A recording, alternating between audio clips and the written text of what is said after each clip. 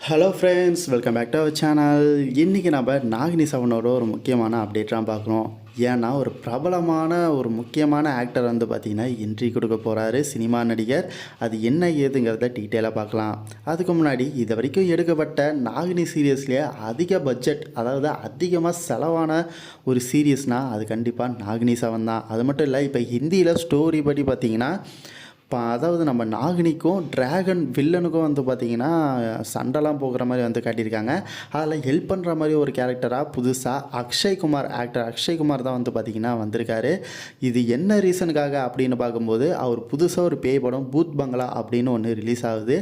அந்த படத்தோட ப்ரொமோஷனுக்காகவும் கொலாப் பண்ணியிருக்காங்க நாகினி சீரியலோட.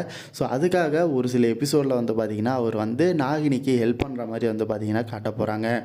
அண்ட் இப்போ தமிழில் நாகினி நீங்கள் பார்த்துட்ருப்பீங்க. விஜய் டிவியை பற்றி உங்களுக்கு என்ன தோணுது?